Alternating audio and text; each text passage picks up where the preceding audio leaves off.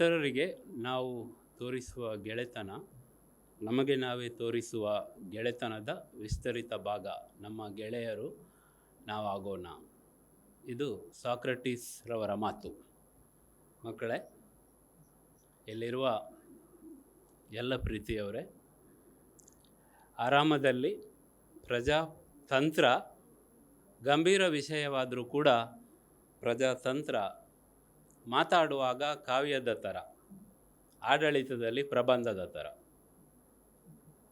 ಆದುದರಿಂದ ಕಾವ್ಯದ ರೂಪದಲ್ಲಿ ಪ್ರಜಾತಂತ್ರವನ್ನು ನಾವು ನೋಡಬೇಕಾಗ್ತದೆ. ಈ ಹಿನ್ನೆಲೆಯಲ್ಲಿ ಸ್ವಲ್ಪ ಬಿಗುವಿನ ವಾತಾವರಣದಿಂದ ವಿದ್ಯಾರ್ಥಿಗಳು, ಸ್ನೇಹಿತರು ಎಲ್ಲರೂ ಆರಾಮದಲ್ಲಿ ಇರಬೇಕು, ಸ್ನೇಹಿತರಾಗಿ ಇರೋಣ ಅಂತ ಕೇಳಿಕೊಳ್ತಾ, ನನ್ನ ಸಬ್ಜೆಕ್ಟು ಪ್ರಜಾತಂತ್ರದಲ್ಲಿ ಪ್ರಜೆಗಳು ಅಂದರೆ ? ಆದುದರಿಂದ ಮೊದಲಿಗೆ ಪ್ರಶ್ನೆ ಅಂದರೆ ಏನು, ಉತ್ತರ ಅಂದರೆ ಏನು, what is a question, what is a answer, ಇದನ್ನು ಕೇಳಬೇಕಾಗ್ತದೆ. ಪ್ರಶ್ನೆಯನ್ನು ಅರ್ಥ ಮಾಡುವುದಂದರೆ ಪ್ರಶ್ನೆಯನ್ನು ಕೇಳೋದು. To understand a question is to ask the question. ಉತ್ತರವನ್ನು ಅರ್ಥ ಮಾಡಿಕೊಳ್ಳುವುದಂದರೆ ಪ್ರಶ್ನೆಗೆ ಉತ್ತರವಾಗಿ ಅರ್ಥ ಮಾಡಿಕೊಳ್ಳೋದು. To understand an answer is to answer it as an answer to the question. ಪ್ರಜಾತಂತ್ರ ಉತ್ತರ. ಯಾವ ಉತ್ತರವಾಗಿ ಪ್ರಜಾತಂತ್ರ ಬೆಳೆದಿದೆಯಾ ಅದರ ಹಿಂದೆ ಇರುವ ಪ್ರಶ್ನೆಗಳು ಯಾವುದು? ಪ್ರಜಾತಂತ್ರ ಯಾವ ಪ್ರಶ್ನೆಗಳಿಗೆ ಉತ್ತರವಾಗಿ ಜಗತ್ತಿನಲ್ಲಿ ಬೆಳೆದಿದೆ ಎನ್ನುವುದು ಇಲ್ಲಿ ಮುಖ್ಯ ಆರಂಭಿಕ ಕಾಳಜಿ. ಪ್ರಶ್ನೆ ಕೇಳುವವರು ಪ್ರಜೆಗಳು. ಯಾರು ಪ್ರಶ್ನೆ ಕೇಳ್ತಾರ ಅವರು ಪ್ರಜೆಗಳು. ಮನುಷ್ಯರು ಪ್ರಶ್ನೆ ಕೇಳಬೇಕಾದ್ರೆ ಅವರು ಯೋಚಿಸಬೇಕು. ಯೋಚಿಸುವ ಮನುಷ್ಯರ ಮೊದಲ ಆದ್ಯತೆ ಸತ್ಯ. ಯೋಚಿಸುವ ಮನುಷ್ಯರ ಮೊದಲ ಆದ್ಯತೆ ಸತ್ಯ. ಯಾಕಂದರೆ ಇಡೀ ಪ್ರಪಂಚಕ್ಕೆ ನಾವು ಮೋಸ ಮಾಡಿದರೂ ಕೂಡ ನಮಗೆ ನಾವು ಮೋಸ ಮಾಡಲಿಕ್ಕೆ ಆಗೋದಿಲ್ಲ. ಅದೇ ರೀತಿ ಮನುಷ್ಯರು ಕಟ್ಟುವ ಸಂಸ್ಥೆಗಳ ಮೊದಲ ಆದ್ಯತೆ ನ್ಯಾಯ, ಜಸ್ಟಿಸ್. ಮಕ್ಕಳೇ, ವ್ಯಕ್ತಿಗತವಾಗಿ ಸತ್ಯವೇ ವಿಸ್ತರಿತ ರೂಪದಲ್ಲಿ ನ್ಯಾಯ ಆಗೋದು. ಸಾಮುದಾಯಿಕ ನೆಲೆಯಲ್ಲಿ ನ್ಯಾಯ ಇದ್ದರೆ ವ್ಯಕ್ತಿಯ ನೆಲೆಯಲ್ಲಿ ಸತ್ಯ ಇರಬೇಕು.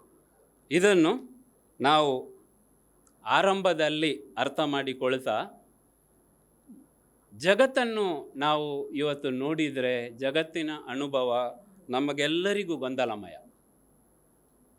ಯಾಕಂತ ಹೇಳಿದರೆ ಜಗತ್ತಿನಲ್ಲಿ ನಾವು ಊಹಿಸುವ ವಿಷಯಗಳು ಆಗ್ತಾ ಇವೆ, ಊಹಿಸದ ವಿಷಯಗಳು ಕೂಡ ಆಗ್ತಾ ಇವೆ. ಒಳಿತು ಆಗ್ತಾ ಇದೆ, ಕೆಡುಕುಗಳು ಕೂಡ ಆಗ್ತಾ ಇವೆ.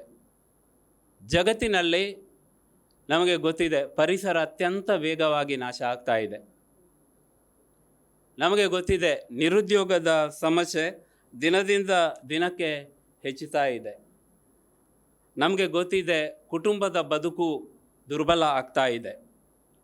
ಒಂದು ಕಡೆಯಿಂದ ರಷ್ಯಾ ಯುಕ್ರೇನ್ ಯುದ್ಧ ನಡೆದು ಮುಂದುವರಿತಾ ಇದೆ. ಇಸ್ರೇಲ್ ಪ್ಯಾಲೆಸ್ಟೈನ್ ಯುದ್ಧಗಳು ಆಗ್ತಾ ಇವೆ. ದೇಶದ ಒಳಗಡೆ ಜನರ ಮನಸ್ಸಿನಲ್ಲಿಯೇ ಯುದ್ಧಗಳು ನಡೀತಾ ಇವೆ.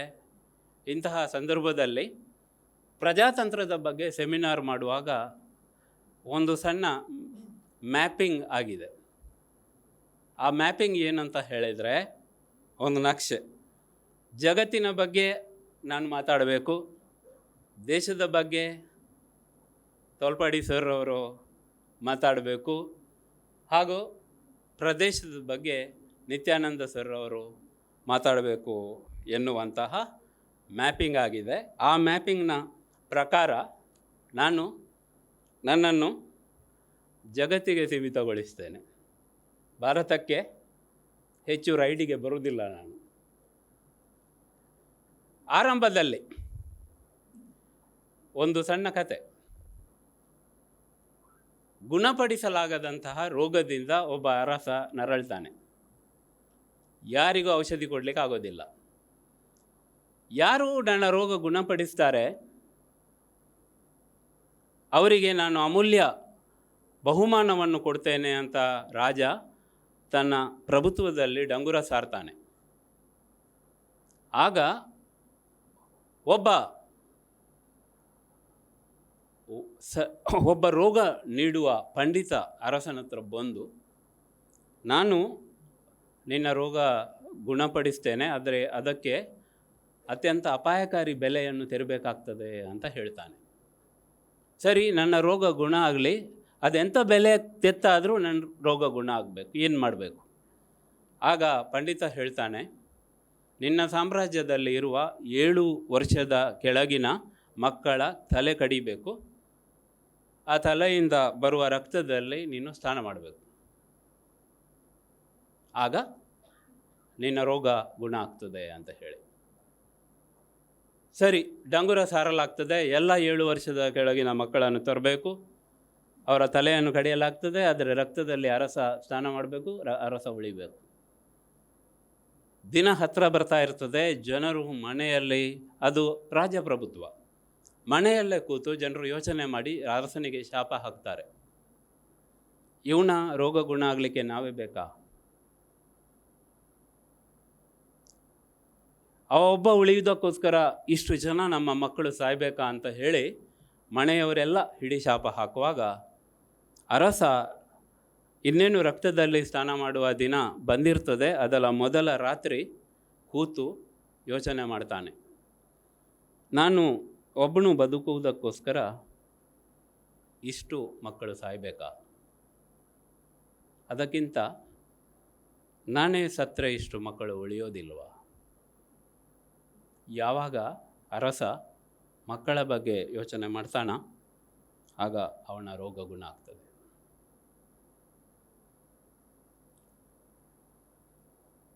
ಪ್ರಜಾಪ್ರಭುತ್ವ ಅಂತ ಹೇಳಿದರೆ,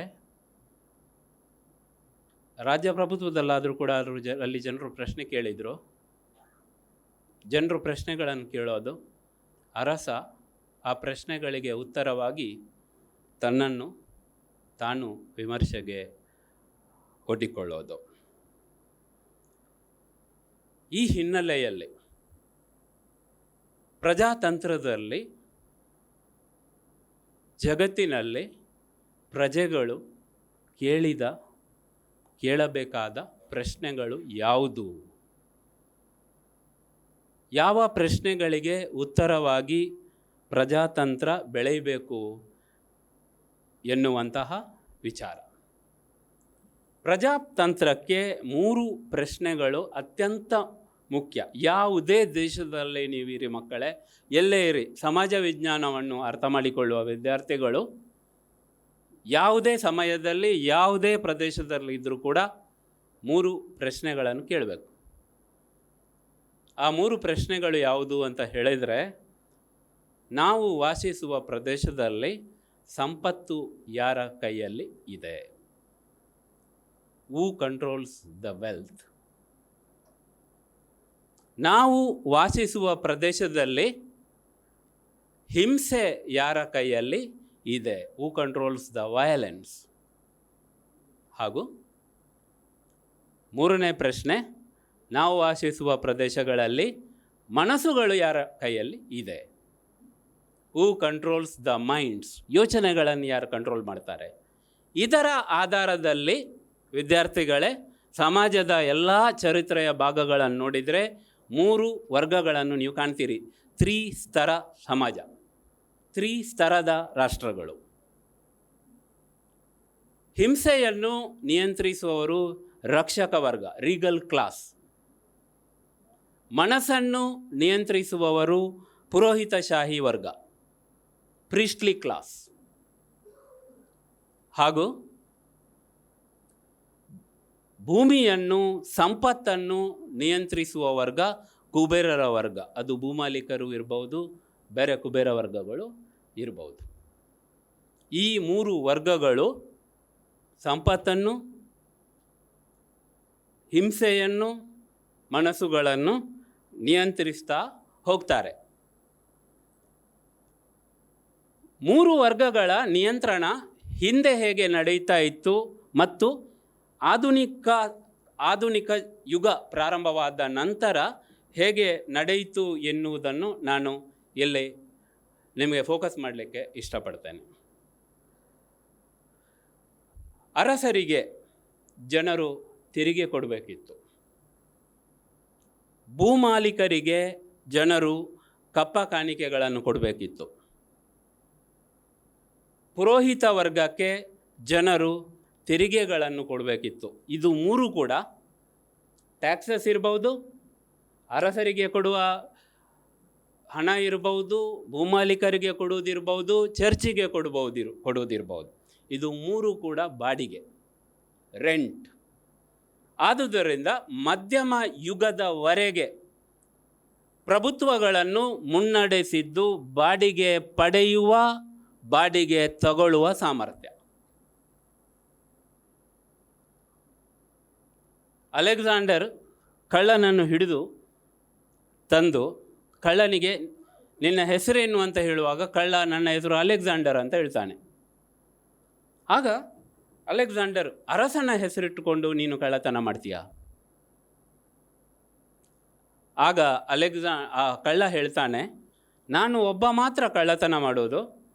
ನಾನು ಕಳ್ಳತನ ಮಾಡಿದರೆ ಅದು ತಪ್ಪು, ಕಳ್ಳತನ ಆಗ್ತದೆ. ನೀನು ದಂಡು ಕಟ್ಕೊಂಡು ಕಳ್ಳತನ ಮಾಡ್ತೀಯಲ್ವಾ, ಬಾಡಿಗೆ ಪಡೀತೀಯಲ್ವಾ, ಅದು ಕಳ್ಳತನ ಅಲ್ವಾ? ಹಾಗಾದರೆ ಗುಂಪು ಕಟ್ಟಿಕೊಂಡು ಜನರನ್ನು ಸಂಘಟಿತವಾಗಿ ಶೋಷಣೆ ಮಾಡುವವರು ಅರಸರು, ಒಬ್ಬೊಬ್ಬರಾಗಿ ಕಳ್ಳತನ ಮಾಡುವವರು ಕಳ್ಳರು ಅಂತ ಹೇಳಿ ಅಲೆಕ್ಸಾಂಡರ್ಗೆ ಹೇಳಿದ ಮಾತು ನೆನಪಿಗೆ ಬರ್ತದೆ. ಆದುದರಿಂದ ವಿದ್ಯಾರ್ಥಿಗಳೇ, ಆಧುನಿಕ ಪೂರ್ವ ಯುಗ ಅಂತ ಹೇಳಿದರೆ ಬಾಡಿಗೆಯ ಮೇಲೆ ಕಟ್ಟಲ್ಪಟ್ಟ ಯುಗ. ಇಲ್ಲಿ ಬಾಡಿಗೆಗಳು ಅಂದರೆ ತೆರಿಗೆಗಳು. ಅರಸರು ಶಕ್ತಿಯ ಮೂಲಕ, ಭೂಮಾಲೀಕರು ಶಕ್ತಿಯ ಮೂಲಕ ಜನರಿಂದ ಕಸಿದುಕೊಳ್ಳೋದು. ಹೇಳಿದ್ದನ್ನು ಜನರು ಕೊಡಬೇಕು. ಆದುದರಿಂದ ನನಗೆ ಏನು ಸಿಕ್ಕಿದೆ ಅದಕ್ಕೆ ನೀವು ಪ್ರಶ್ನೆ ಕೇಳುವ ಹಾಗಿಲ್ಲ. You cannot ask the question. ಬಾಡಿಗೆ ಸಮಾಜವನ್ನು ಮುನ್ನಡೆಸುವ ಯುಗವಾಗಿತ್ತು. ಈ ಸಂದರ್ಭದಲ್ಲಿ ಪ್ರಶ್ನೆಗಳನ್ನು ಕೇಳುವ ಜನರು ಬಾಡಿಗೆಯ ಭಯದಿಂದ ತತ್ತರಿಸ್ಕೊಂಡು ಯಾವಾಗ ನಾವು ಬಾಡಿಗೆಯ ನಿಯಂತ್ರಣದಿಂದ ಮುಕ್ತವಾಗಬಹುದು ಅಂತ ಹೇಳಿ ಪ್ರಯತ್ನ ಪಡ್ತಾ ಇದ್ರ, ಆ ಸಂದರ್ಭದಲ್ಲಿ ವಿಜ್ಞಾನ ಮತ್ತು ತಂತ್ರಜ್ಞಾನ ಮೆಲ್ಲ ಬೆಳೆಯುತ್ತಾ ಹೋಗೋದು. ಫಸ್ಟಿಗೆ ಗೆಲಿಲಿಯೋನಿಗಿಂತ ಮೊದಲು ಕಾಪರ್ನಿಕಸ್ ಸೂರ್ಯನ ಸುತ್ತ ಭೂಮಿ ತಿರುಗ್ತದೆ ಅಂತ ಹೇಳಿದ್ದು. ಅದಕ್ಕಿಂತ ಮೊದಲು ಭೂಮಿಯ ಸುತ್ತ ಸೂರ್ಯ ತಿರುಗ್ತಾ ಇತ್ತು ಎನ್ನುವಂತಹ ಹೀಲಿಯೋಸೆಂಟ್ರಿಕ್, ಸೂರ್ಯ ಕೇಂದ್ರಿತ ಜಗತ್ತು ಇತ್ತು. ಅದನ್ನು ಜಿಯೋಸೆಂಟ್ರಿಕ್, ಭೂಮಿಯ ಸುತ್ತ ಸೂರ್ಯ ತಿರುಗ್ತಾನೆ ಅಂತ ಹೇಳುವಾಗ ಫಸ್ಟಿಗೆ ಕಾಪರ್ನಿಕಸನ್ನು ಹುಲಿಯ ಗೂಡಿಗೆ ಹಾಕಲಾಗ್ತದೆ. ನೋಡುವ, ಈಗ ಕೇಳು ನೀನು ಪ್ರಶ್ನೆ. ಹುಲಿ ನಿನ್ನ ಎದುರು ಇರುವಾಗ ನಿನ್ನ ಪ್ರಶ್ನೆಗಳನ್ನು ಎಷ್ಟು ಕೇಳ್ತೀನಿ ನೀನು, ಕೇಳು ಅಂತ ಹೇಳಿ ಭಯ ಹುಟ್ಟಿಸಿದ್ರು. ಆದರೆ ಪ್ರಶ್ನೆ ಕೇಳೋದನ್ನು ಜನರು ನಿಲ್ಲಿಸಲಿಲ್ಲ. ಪ್ರಶ್ನೆ ಕೇಳ್ತಾ ಕೇಳ್ತಾ ವಿಜ್ಞಾನ ತಂತ್ರಜ್ಞಾನ ಬೆಳೆದು ಹಡಗುಗಳು ಸೃಷ್ಟಿಯಾಯಿತು, ಉಗಿಯಂತ್ರಗಳು ಸೃಷ್ಟಿಯಾಯಿತು. ಯುರೋಪಿನ ಜನರು ಅಮೆರಿಕಕ್ಕೆ, ಏಷ್ಯಾಕ್ಕೆ, ಆಫ್ರಿಕಕ್ಕೆ ವಲಸೆ ಹೋಗಲಿಕ್ಕೆ ಶುರು ಮಾಡಿದರು. ವಲಸೆ ಹೋದ ಜನರು ಅಲ್ಲಿ ಬಾಡಿಗೆ ಅವರಿಗೆ ಕೊಡಲಿಕ್ಕೆ ಇರಲಿಲ್ಲ. ವಲಸೆಯ ಮೂಲಕ ಲಾಭವನ್ನು ಪಡೆದು ಶ್ರೀಮಂತರಾಗ್ತಾ ಹೋದರು. ಆದುದರಿಂದ ಮಕ್ಕಳೇ, ಆಧುನಿಕತೆ ಅಂದರೆ ಪ್ರಮುಖವಾಗಿ ಲಾಭ, ಬಾಡಿಗೆಯನ್ನು ಸೋಲಿಸುವುದು. Profit defeating the rent. ಲಾಭ ಮಾಡ್ತಾ ಮಾಡ್ತಾ ಜನರು ಯುರೋಪಿಗೆ ವಾಪಸ್ ಹೋಗ್ತಾ ಇದ್ದರು. ಲಾಭ ಮಾಡಿದ ಜನರು ಯುರೋಪಿಗೆ ಹೋಗಿ ಅವರ ಲಾಭದ ಪ್ರದರ್ಶನಗಳನ್ನು ಮಾಡ್ತಾ ಇದ್ದರು. ಬಾಡಿಗೆ ಯುಗ ಮುಗಿದಿದೆ, ಭೂಮಾಲೀಕರ ಹಿಡಿತ ತಪ್ಪಿದೆ, ಚರ್ಚಿನ ಹಿಡಿತ ಪ್ರಶ್ನಿಸಲ್ಪಡ್ತಾ ಇದೆ. ಆ ಸಂದರ್ಭದಲ್ಲಿ ರೂಸೋ ಬರೆಯೋದು, ನನಗೆ ಲಾಭ ಮಾಡಿ ಯುರೋಪಿಗೆ ಹೋಗಿ ಪ್ರದರ್ಶನ ಮಾಡುವಂಥ ಜನರನ್ನು ನೋಡಿ ರೂಸೋ ಬರೆಯೋದು, ನನಗೆ ಎಲ್ಲ ಕಡೆ ಮುಖವಾಡಗಳೇ ಕಾಣ್ತದೆ, ನಿಜ ಮುಖಗಳು ಕಾಣ್ತಾ ಇಲ್ಲ. ಮುಖವಾಡಗಳೇ ಯಾಕೆ ಅಂತ ಹೇಳಿದರೆ, ಏಷ್ಯಾದಿಂದ, ಚೀನಾದಿಂದ, ಆಫ್ರಿಕಾದಿಂದ, ಅಮೆರಿಕದಿಂದ ಶ್ರೀಮಂತಿಕೆಯನ್ನು ಹೊತ್ತಿಕೊಂಡು ಬಂದಂಥ ಜನರು ಅವರ ಶ್ರೀಮಂತಿಕೆ, ಅವರ ಲಾಭದ ಫಲವನ್ನು ಪ್ರದರ್ಶನ ಮಾಡ್ತಾ ಇರುವಾಗ, ಪ್ರದರ್ಶನ ಮಾಡಲಿಕ್ಕೆ ಗೊತ್ತಿಲ್ಲದವರು ನಾಟಕ, ನಾವು ಕೂಡ ಏನು ಕಡಿಮೆ ಇಲ್ಲ. ಯಾಕಂತ ಹೇಳಿದರೆ ಒಂದು ಸತ್ಯ ನಾವು ನೆನಪಿಟ್ಟುಕೊಳ್ಬೇಕು, ಶ್ರೀಮಂತರು ಬಡವರು ಶ್ರೀಮಂತರನ್ನು ದ್ವೇಷಿಸುವುದಿಲ್ಲ, ಬಡವರು ಶ್ರೀಮಂತರನ್ನು ಅನುಸರಿಸಲಿಕ್ಕೆ ಇಷ್ಟಪಡ್ತಾರೆ. ತುಳುವಿನಲ್ಲಿ ಒಂದು ಗಾದೆ ಮಾತಿದೆ, ಮಾತಿರ್ಲ ಮರಿಗೊಬ್ಬಣಗ ಯಾನು ಕೇರಿಯಾಂಡಲ ಗೊಬ್ಬೊಚ್ಚ ಅಂತೇಳಿ. ಎಲ್ಲರೂ ನಾಗರ ಹಾವು ಆಡಿಸುವಾಗ ನಾವು ಒಂದು ಕೆರೆ ಹಾವಾದರೂ ಆಡಿಸಬಾರ್ದ? ಯಾಕಂತ ಹೇಳಿದರೆ, ಲಾಭ ಪಡೆದು ಲಾಭದ ಪ್ರದರ್ಶನ ಮಾಡ್ತಾ ಇರುವಂಥ ಫ್ರೆಂಡ್ಸ್ ಇಂಗ್ಲೆಂಡ್ನಲ್ಲಿ, ಅವರನ್ನು ನೋಡಿ ಅಲ್ಲಿಯ ಜನರು ಅವರ ಥರನೇ ನಾವಾಗಬೇಕಂತ ಅನುಕರಣೆ ಮಾಡಲಿಕ್ಕೆ ಶುರು ಮಾಡ್ತಾರೆ. ಆದುದರಿಂದ ಜನರ ನಿಜ ಮುಖಗಳು ಯಾವುದು, ಮುಖವಾಡಗಳು ಯಾವುದು ಅಂತ ಗೊತ್ತಾಗೋದಿಲ್ಲ. ಪ್ರಜಾಪ್ರಭುತ್ವದ ಲಾಭದ ಯುಗ ಪ್ರಾರಂಭ ಆದ ನಂತರ ಜನರ ಬದುಕಿನ ಅನುಭವಗಳೇ ಗೊಂದಲಕಾರಿ. ಹೀಗೆ ಇರುವ ಸಂದರ್ಭದಲ್ಲಿ ಆ್ಯಡಮ್ ಸ್ಮಿತ್ ಎನ್ನುವಂತಹ ಅರ್ಥಶಾಸ್ತ್ರದ ಚಿಂತಕ ಒಂದು ಪ್ರಮುಖ ಮಾತು ಬರೀತಾರೆ. ಅದು ಏನು ಅಂತ ಹೇಳಿದರೆ, ರಾಜ್ಯ ಬಾಡಿಗೆಯನ್ನು ಉತ್ತೇಜಿಸುವವರ ಪರವಾಗಿ ಇರಬಾರದು, ರಾಜ್ಯ ಲಾಭವನ್ನು ಉತ್ತೇಜಿಸುವ ರಾಜ್ಯವಾಗಬೇಕು.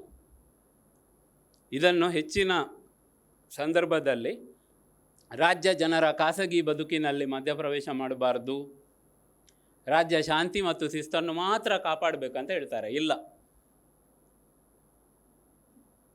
ಆ್ಯಡಮ್ ಸ್ಮಿತ್ ಹೇಳಿದ್ದು ಏನಂದರೆ, ರಾಜ್ಯ ಲಾಭ ಹುಡುಕುವ, ರಾಜ್ಯ ಲಾಭವನ್ನು ಗಳಿಸುವಂತಹ ಸಂಸ್ಥೆ ಆಗಬಾರ್ದು, ಲಾಭವನ್ನು ಉತ್ತೇಜಿಸುವವರ ಪರವಾಗಿ ರಾಜ್ಯ ಇರಬಾರ್ದು. ರಾಜ್ಯ ಇರಬೇಕಾದದ್ದು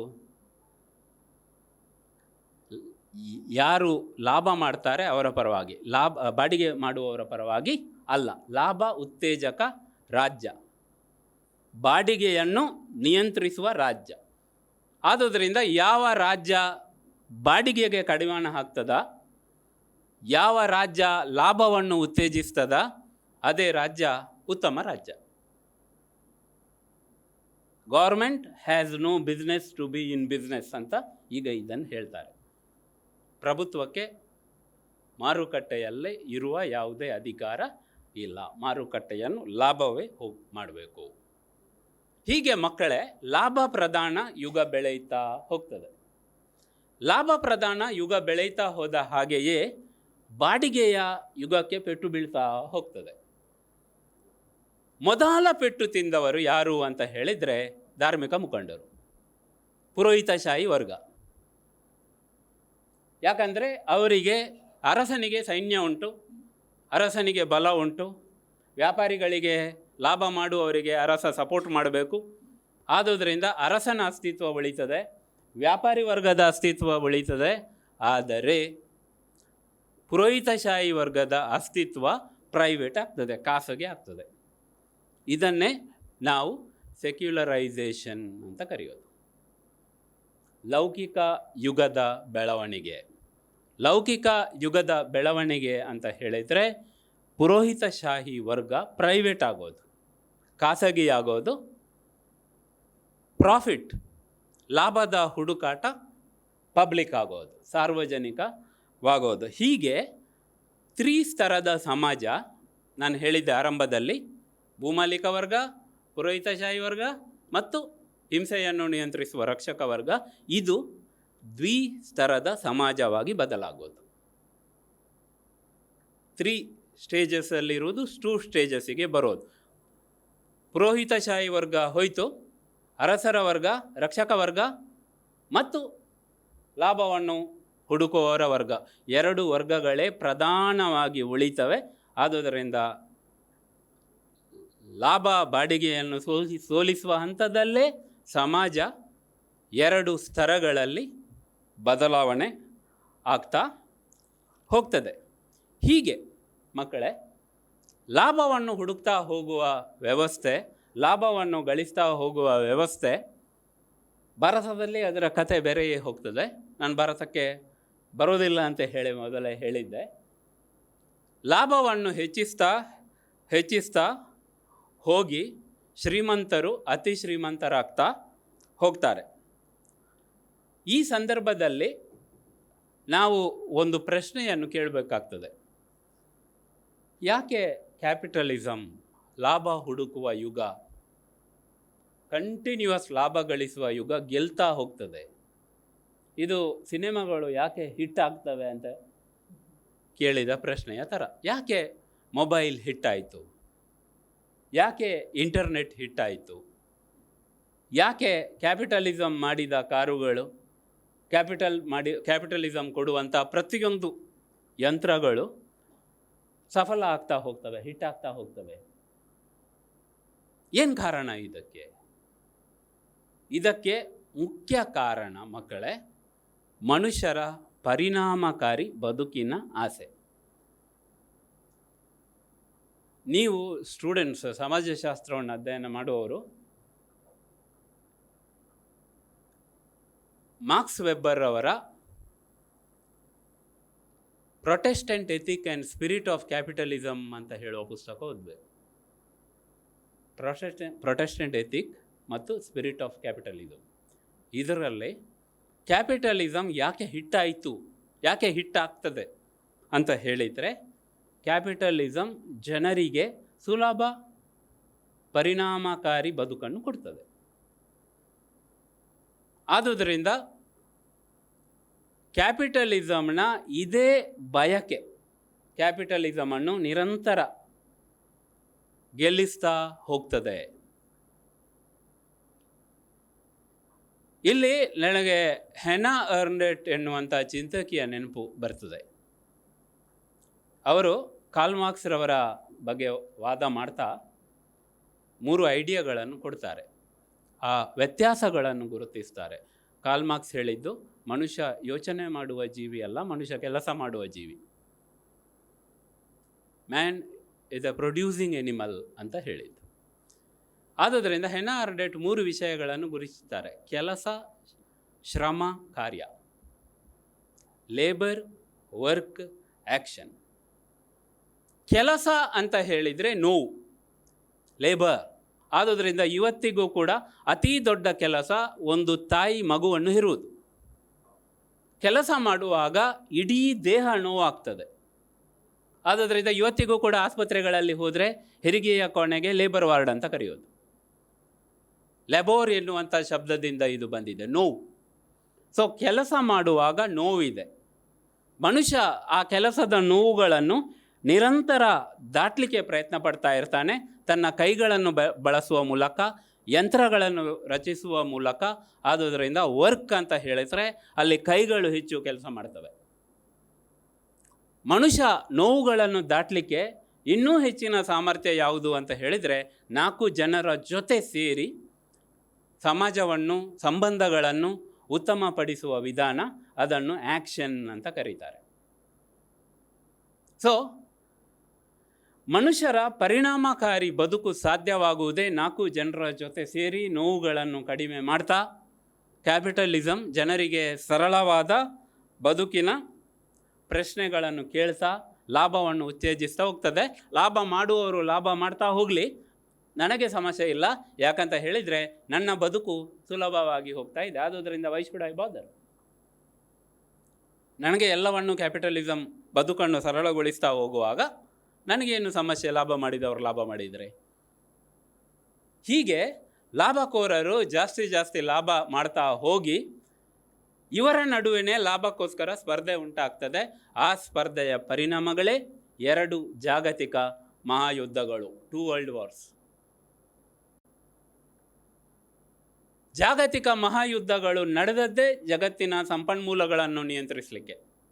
ಈ ಯುದ್ಧಗಳ ಹಿಂದೆ ಇದ್ದದ್ದೇ ಲಾಭಕ್ಕೋಸ್ಕರ ಸ್ಪರ್ಧೆ, ಕಾಂಪಿಟೇಷನ್. ಯಾಕಂತ ಹೇಳಿದರೆ ಸರಕಾರ ಇದ್ದದ್ದೇ ಲಾಭಕಾರರನ್ನು ಉತ್ತೇಜಿಸಲಿಕ್ಕೆ.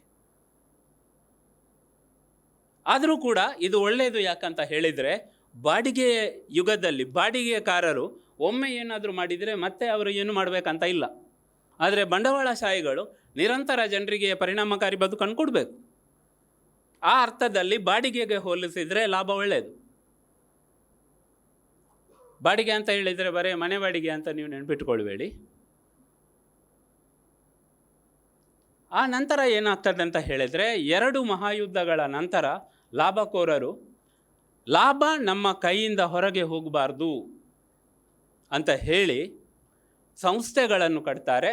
ಈ ಸಂಸ್ಥೆಗಳೇ ವರ್ಲ್ಡ್ ಬ್ಯಾಂಕ್, WTO ಮತ್ತು IMF, ಅದರ ಜೊತೆ ಯುನೈಟೆಡ್ ನೇಷನ್ಸ್.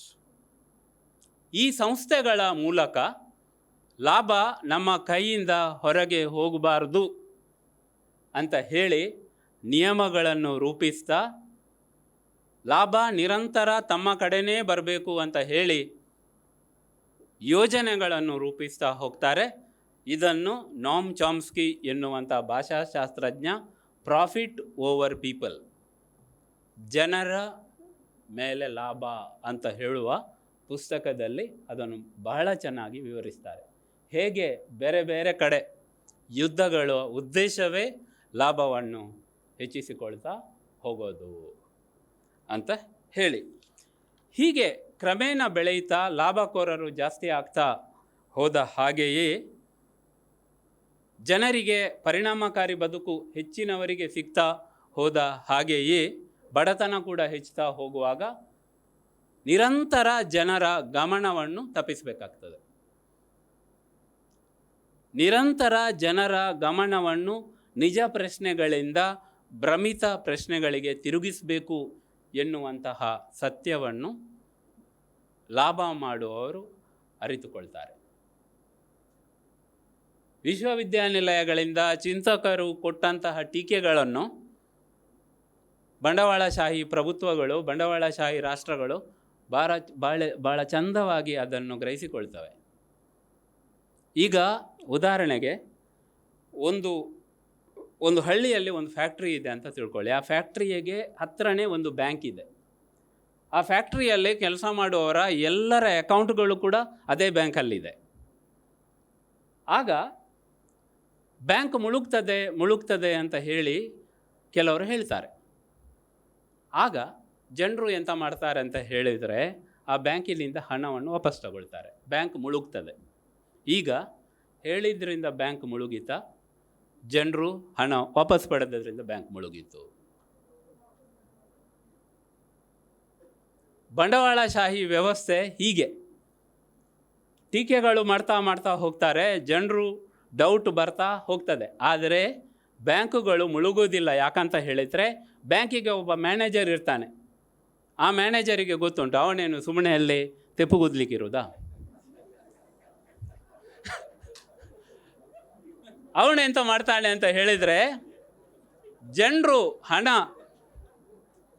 ವಾಪಸ್ ತೆಗಿತಾರೆ ಅಂತ ಹೇಳುವಾಗ ಅವನು ಜನರು ಹಣ ವಾಪಸ್ ತೆಗೆಯದ ಹಾಗೆ ಪ್ರತಿತಂತ್ರಗಳನ್ನು ರೂಪಿಸ್ತಾನೆ. ಪ್ರತಿತಂತ್ರಗಳನ್ನು ರೂಪಿಸಿ ಜನರು ಹೊರಗೆ ಹೋಗದ ಹಾಗೆ ಮಾಡ್ತಾನೆ. ಇದು ಆ್ಯಕ್ಚುಲಿ ಆಗ್ತಾ ಇರುವ ವ್ಯವಸ್ಥೆ. ಇದು ಯಾವತ್ತೋ ಮುಳುಗಬೇಕಿತ್ತು, ಆದರೆ ಮುಳುಗುವುದಿಲ್ಲ. ಯಾಕೆ ಅಂತ ಹೇಳಿದರೆ ಮುಳುಗ್ತದೆ ಅಂತ ಹೇಳುವಾಗ ಪ್ರತಿತಂತ್ರಗಳನ್ನು ರೂಪಿಸಿ ಜನರ ಗಮನಗಳನ್ನು ಬೇರೆ ಕಡೆ ಸೆಳೀತಾ ಹೋಗ್ತಾರೆ. ಆದುದರಿಂದ ಮಕ್ಕಳೇ, ಜನರ ಗಮನಗಳನ್ನು ಬೇರೆ ಕಡೆ ಸೆಳೆಯಲಿಕ್ಕೆ ಇರುವ ಒಂದು ಅತ್ಯಂತ ಸುಲಭ ವಿಧಾನ ಯಾವುದು ಅಂತ ಹೇಳಿದರೆ, ನೀವು ನೆಗೆಟಿವ್ ಆಗಿ ಆಲೋಚನೆ ಮಾಡಬೇಡಿ, ಪಾಸಿಟಿವ್ ಆಗಿ ಆಲೋಚನೆ ಮಾಡಿ. Positive thinking. ನನಗೆ ಇಲ್ಲಿ ಗೊತ್ತಿಲ್ಲ, ಆದರೆ ನಮ್ಮ ಗೌರ್ಮೆಂಟ್ ಕಾಲೇಜುಗಳಲ್ಲಿ ಒಂದು 20 ಕಾರ್ಯಕ್ರಮಗಳಾದರೆ ಅದರಲ್ಲಿ 15 ಕಾರ್ಯಕ್ರಮಗಳು ಪಾಸಿಟಿವ್ ಥಿಂಕಿಂಗ್ ಮೇಲೆ. ಸಕಾರಾತ್ಮಕವಾಗಿ ಯೋಚಿಸಿ, ನಕಾರಾತ್ಮಕವಾಗಿ ಯೋಚಿಸಬೇಡಿ. ಸಕಾರಾತ್ಮಕವಾಗಿ ಯೋಚಿಸುವುದಂದರೆ ಕೇಳಬೇಕಾದ ಪ್ರಶ್ನೆಗಳನ್ನು ಕೇಳದೇ ಇರೋದು. ಅರ್ಥ ಆಗ್ತದಾ? ಹೀಗೆ ಸಕಾರಾತ್ಮಕ ಸಮಾಜದ ಸೃಷ್ಟಿಯಾಗ್ತದೆ ಮಕ್ಕಳೇ. ಸೌತ್ ಕೊರಿಯಾದ ಯಂಗ್ ಚಾಲ್ ಹಾನ್ ಅಂತ ಒಬ್ಬ ಲೇಖಕ ಇದ್ದಾರೆ. ಅವರ ಸೈಕೋ ಪಾಲಿಟಿಕ್ಸ್ ಅಂತ ಹೇಳಿ ಪುಸ್ತಕ ಇದೆ. ಬರ್ನ್ಔಟ್ ಸೊಸೈಟಿ ಅಂತ ಪುಸ್ತಕ ಇದೆ. ಅದರಲ್ಲಿ ಅವರ ಫೋಕಸ್ಸೇ ಸಮಾಜ ಹೇಗೆ ಓವರ್ ಪಾಸಿಟಿವ್ ಆಗಿ ಹೋಗ್ತಾ ಇದೆ ಅಂತ ಹೇಳಿ, ಓವರ್ ಪಾಸಿಟಿವೈಸೇಷನ್ ಆಫ್ ದ ಸೊಸೈಟಿ. ಹೀಗೆ ಓವರ್ ಪಾಸಿಟಿವೈಸೇಷನ್ ಮಾಡ್ತಾ ಮಾಡ್ತಾ ಲಾಭ ಗಳಿಸುವವರು ಎಂತ ಮಾಡ್ತಾರೆ ಅಂತ ಹೇಳಿದರೆ, ಲಾಭ ಗಳಿಸಿ ಏಕಸಾಮ್ಯತೆಯನ್ನು ಸಾಧಿಸ್ತಾರೆ. ಮೊನೋಪೊಲಿ, ರೈಟ್? ಮೊನೋಪೊಲಿ ಅಂದರೆ ಏನು ಅಂತ ನಾನು ನಿಮಗೆ ಸರಳವಾಗಿ ಹೇಳ್ತೇನೆ. ಈಗ ಒಂದು ನದಿ ಇದೆ, ಆ ನದಿ ದಾಟಲಿಕ್ಕೆ ಒಂದು ದೋಣಿ ಇದೆ. ದೋಣಿಯಲ್ಲಿ ಎಲ್ಲರೂ ಹೋಗುವಾಗ ಎಲ್ಲರ ಹತ್ರ ನಿರಂತರ ಹಣ ಜಾಸ್ತಿ ಜಾಸ್ತಿ ಕೇಳ್ತಾ ಹೋದರೆ ಅದು ಸಮಸ್ಯೆ ಅಲ್ಲ ಮಕ್ಕಳೇ, ಅದು ಶೋಷಣೆ ಅಲ್ಲ. ಆದರೆ ಬೇರೆಯವರು ಯಾರೂ ದೋಣಿ ಇಡಬಾರ್ದು, ಬೇರೆಯವರು ಯಾರೂ ಅಲ್ಲಿ ಸೇತುವೆನೇ ಕಟ್ಟಬಾರ್ದು ಅಂತ ಹೇಳಿದರೆ ಅದು ಸಮಸ್ಯೆ. ನದಿ ದಾಟಿಸ್ಲಿಕ್ಕೆ ದೋಣಿ ಒಂದೇ ಇದ್ದು ಅವನು ಜಾಸ್ತಿ ಹಣ ತಗೊಂಡ್ರೆ ಸಮಸ್ಯೆ ಇಲ್ಲ.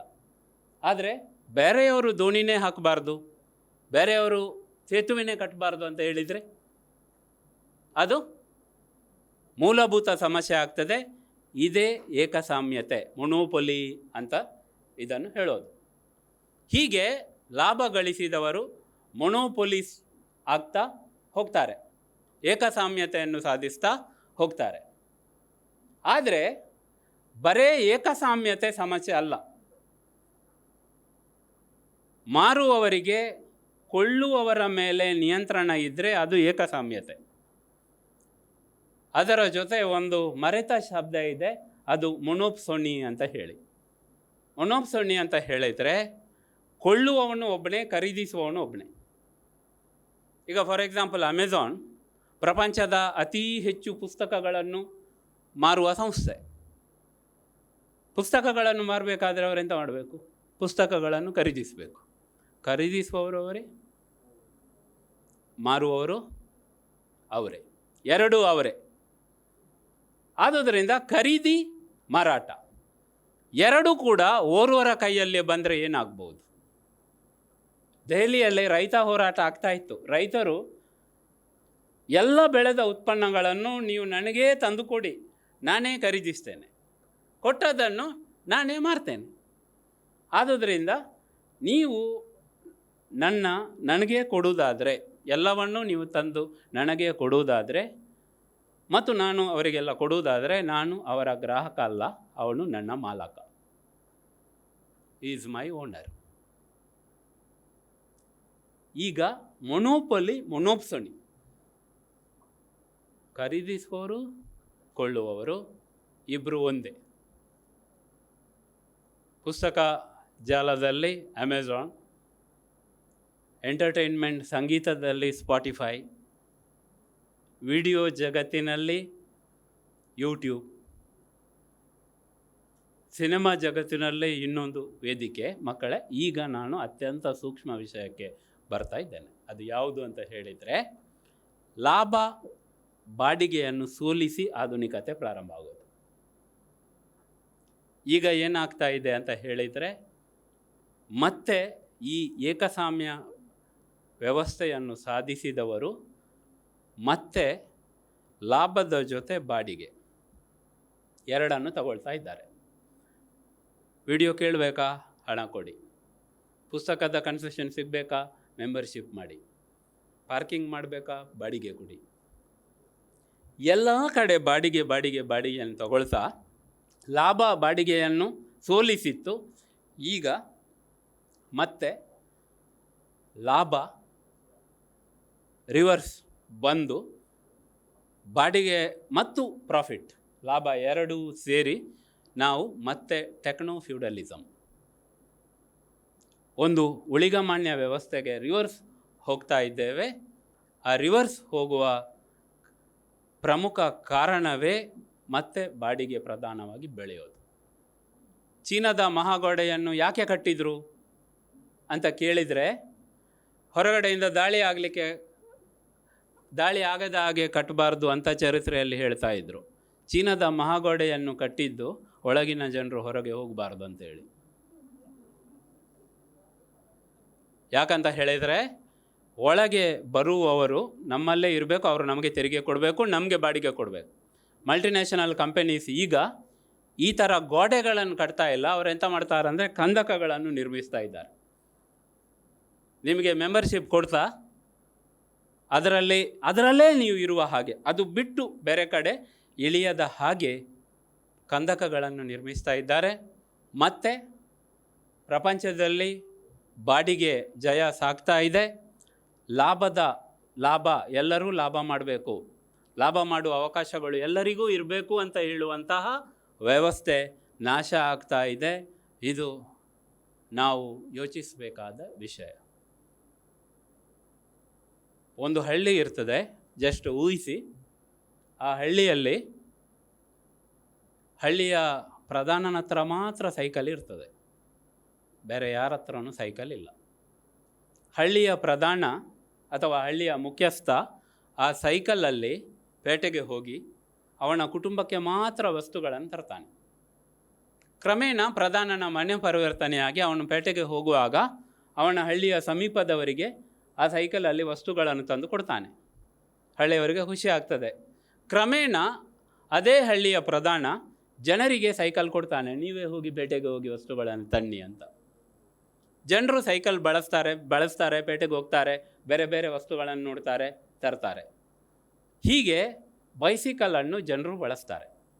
ಪ್ರಧಾನ ಮಾತ್ರ ಬಳಸಿದ ಸೈಕಲ್ ಜನರು ಬಳಸ್ತಾರೆ. ಕ್ರಮೇಣ ಏನಾಗ್ತದೆ ಅಂದರೆ, ಪ್ರಧಾನ ಬೈಸಿಕಲನ್ನು ಕೊಡುವುದನ್ನು ನಿಲ್ಲಿಸ್ತಾನೆ ಜನರಿಗೆ. ಆಗ ಏನಾಗ್ತದೆ, ನಮಗೂ ಒಂದು ಸೈಕಲ್ ಇರ್ತಿದ್ರೆ. ಪ್ರಜಾಪ್ರಭುತ್ವದ ನಾವು ಯೋಚನೆ ಮಾಡದೆ ಹೇಳುವ ಡೆಫಿನೇಷನ್ ಜನರಿಂದ ಜನರಿಗಾಗಿ. ಜನರ ಸೈಕಲ್, ಜನರಿಂದ ಚಲಾಯಿಸಲ್ಪಡುವ ಸೈಕಲ್, ಜನರಿಗಾಗಿ ಬಳಕೆಯಾಗುವ ಸೈಕಲ್. ಇದು ಪ್ರಜಾಪ್ರಭುತ್ವದ ಅರ್ಥ. This is the meaning of democracy. ಮಕ್ಕಳೇ, ಜನರು ಲಾಭ ಮಾಡಬೇಕು. ಲಾಭ ಮಾಡ್ತಾ ಇರುವಾಗ ಆ ಲಾಭದ ಪ್ರಯೋಜನಗಳು ಬೇರೆಯವರಿಗೂ ಸಿಗಬೇಕು. ಯಾಕಂತ ಹೇಳಿದರೆ ಲಾಭ ಕೆಡುಕು ಅಲ್ಲ. ಏನಾದರೂ ನಾವು ಬೇರೆಯವರಿಗೆ ಕೊಡುವಾಗ ನಾವು ಅವರಿಗೆ ಥ್ಯಾಂಕ್ಸ್ ಹೇಳ್ತೇವೆ, ಅವರು ನಮಗೆ ಥ್ಯಾಂಕ್ಸ್ ಹೇಳ್ತಾರೆ, double thanks. Market double thanks ಹೇಳುವ ಒಂದು ವ್ಯವಸ್ಥೆ, ಪ್ರಜಾತಂತ್ರ ಡಬಲ್ ಥ್ಯಾಂಕ್ಸ್ ಹೇಳುವಂಥ ವ್ಯವಸ್ಥೆ. ಆದರೆ ಇವತ್ತು ಏನಾಗ್ತಾ ಇದೆ ಅಂತ ಹೇಳಿದರೆ, ಪ್ರಜಾತಂತ್ರ ಇದರಿಂದ ಕಳಚಿಕೊಳ್ತಾ ಇದೆ. ಅಧಿಕಾರ ಏಕಮುಖವಾಗಿ ಕೇಂದ್ರೀಕರಣವಾಗ್ತಾ ಇದೆ. ಇದು ಬದಲಾಗಬೇಕು. ಶ್ರೇಣಿಯುತ ತಾರತಮ್ಯಗಳು ಯಾವುದಿದೆ ಅದು ಮುರಿಯಬೇಕು. ಅವಕಾಶ ಸಮಾನತೆಗಳು ಎಲ್ರಿಗೂ ಲಭಿಸಬೇಕು ಅಂತ ಹೇಳ್ತಾ ನನ್ನ ಮಾತುಗಳನ್ನು ಮುಗಿಸ್ತೇನೆ. ಅವಕಾಶ ಮಾಡಿಕೊಟ್ಟಂಥ ಸಂತ ಎಲೋಷಿಯಸ್ ಕಾಲೇಜಿನ ಕನ್ನಡ ವಿಭಾಗಕ್ಕೆ ಹಾಗೂ ಈ ಸುಂದರ ಕಾಲೇಜಿನ ಎಲ್ಲ ಸಂಬಂಧಪಟ್ಟವರಿಗೆ ನನ್ನ ಧನ್ಯವಾದಗಳನ್ನು ಸಲ್ಲಿಸ್ತಾ, ತಾಳ್ಮೆಯಿಂದ ಕೇಳಿದ ವಿದ್ಯಾರ್ಥಿಗಳೇ ನಿಮ್ಮನ್ನು ಅಭಿನಂದಿಸ್ತಾ ನನ್ನ ಮಾತುಗಳನ್ನು ಮುಗಿಸ್ತೇನೆ. ನಮಸ್ಕಾರ.